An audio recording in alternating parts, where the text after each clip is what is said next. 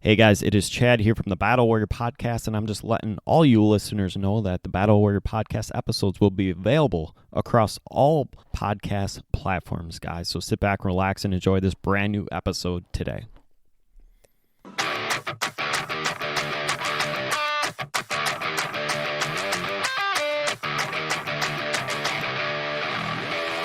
Feel the noise.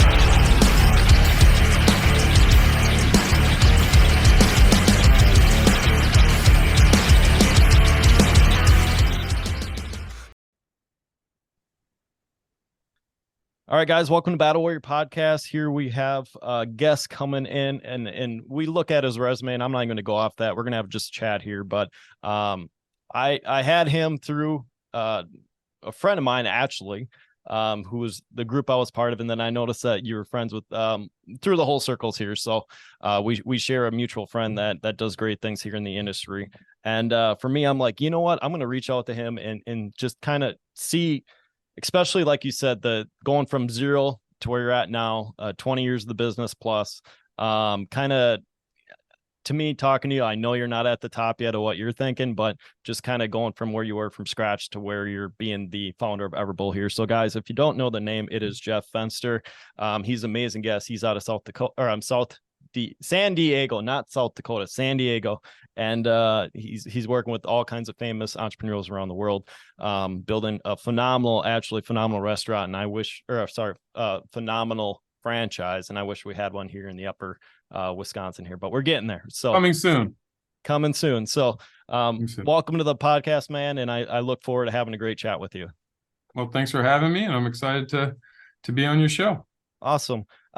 Let's dig into this at the beginning, because I know there's a, on your website and all that stuff here, but let's start from scratch here, because you're just like me. You're like, man, I wasn't born with the high IQ. The more I research, the more I just see you just grinding away and just doing the old school way. Tell my listeners exactly how you just started with that ruthless mentality, to not ruthless, but like just the consistent endures what Tim Grover would say to get where you're at. Yeah, I mean, I think it's because I grew up and I was little. I was a late bloomer, played football, baseball. I was very fast, very competitive, but I was the little guy, so I had small dog syndrome. And in order to compete with the bigger guys my age, I had to have a little bit of that tenacity and bark and not be intimidated. And I had to work hard and earn every piece of it. And so that instilled that work ethic, that the way I was able to compete and beat them wasn't on just sheer raw talent. I mean, yes, I had speed, but in football, when you're weighing 100 pounds and they're weighing 180 pounds, speed is great, but they just eat you up. And so it was really just a matter of, I'm going to outwork you. I'm going to be tough. You're not gonna get me down. If you knock me down, I'm getting back up, and we're gonna see who's gonna quit first. And you're gonna get tired of knocking me down before I get tired of getting back up. So eventually, I win through persistency and being persistent. And there's an old saying about water and a jagged rock. You put a jagged rock in a stream. Over time, the stream wins. It just may take longer. And so I just stopped caring about the win and just focused on the what, and realized, you know what, I can eventually win. I just don't quit, because it's really hard to beat somebody who doesn't give up. It's really hard. And especially talent. Talent likes to get relaxed a little bit because they're talented. It comes easy to them. So they like to be able to cruise. They've never had to work as hard for it. And working hard is a muscle, just like any other skill. And I honed that young, and translates to my adulthood. And so I couple hard work with a desire to be remarkable, which eventually leads to skill. And when you match skill and hard work together, it's a very unstoppable force. And it allows me to be successful at a lot of things that I seek and try. Not immediately, but over time. Yeah, and I was going to say, let's dig into that too, because I myself was, and I do remember this plain as day, 5'3", 103 pounds my freshman year of football of high school. And I had that coach tell me, hey, don't try out next year because you're too tiny. So but to me, it took 20 something years to really realize where I'm at now, being an ultra runner. I'm like, hey, I need to just be a dog and keep going. Tell me about, like, when you look at that, how that translated. So like the just the internal drive of, people are like, hey, you're born with it. No, we're not born with it. We just hate freaking losing. And we hate, and I don't use the term hate, but like, we just hate being normal. So how do you keep going down that route and not, well, go ahead. Sorry. No, go ahead. How do you just like, do you have like an anxiety attack where you're like, hey, I'm getting like this is kind of normal, let's just keep doing more stuff? Or do we just like, hey, this is a new goal, let's go after it? Well, I mean, I have this natural feeling that always draws on me that I always feel like I'm behind, and it doesn't matter where I'm at. No matter how big you are, successful you are, your company's grown, unless you're the biggest in the world, Amazon, Google, Facebook, Meta, there's usually a player in the space or someone in your industry or someone very close to your industry who's bigger. And I'm always looking at them saying, I need to get there. And simultaneously, I'm always afraid of the me behind me, which is the second because I had to work hard to get everything I earned as in sports, that's just shaped me as a kid. And so in business, it's the same way. And I'm always afraid of the me who's willing to work hard and who's hungry. And I don't want to give you even a centimeter.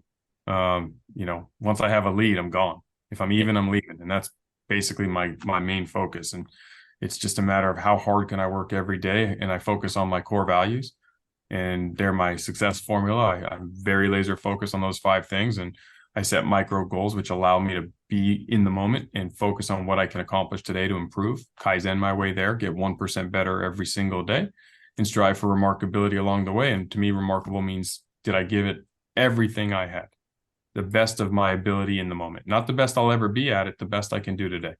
And if I do that with a micro goal of 1%, the results take care of themselves. You blink and you're halfway up a mountain. You blink again, you're at the top. And when you get to the top, you say, what's next? And you go down the mountain, pick another mountain. And that's life, right? That's just living. And I have a hunger and a thirst for more. Sometimes some people say you're never satisfied. No, I'm not. Why should you be? Why do I want my best days yesterday? I don't.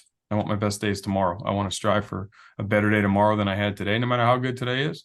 And I want to live. I want to live and fulfill my potential in anything I do. This is my career path. I didn't get to be a professional athlete. If I did, Hall of Fame would be at what I'm after, which means the body of my work was worthy of the Hall of Fame. And I'm signing my name on my professional career in entrepreneurship, starting the companies I start running. Today I run 7 companies, and I want my family and people who look at what we're doing here to be like, that company's badass. That company's growing. That leadership team is great. The team that is there is amazing. And I'm a part of that. And I want to be sure that we're building towards championships and Hall of Fame as a sports analogy. You can see I like sports. But that's just ingrained in the DNA. And so from there, it's really simple for me to focus on, how do I win the day? And when I win the day, if I keep doing that, you win enough days, you win the big picture. Well, and the thing, I was sitting there and you brought up sports, but I'm looking at it in the background. I'm like, you got 2 outliers over your shoulder right now. And I'm like, I know you had to, not say I know you had to seek in the groups that we're in, everyone has a coach. So I'm like, I know those guys behind you had a very good coach that had his team behind, exactly who led them.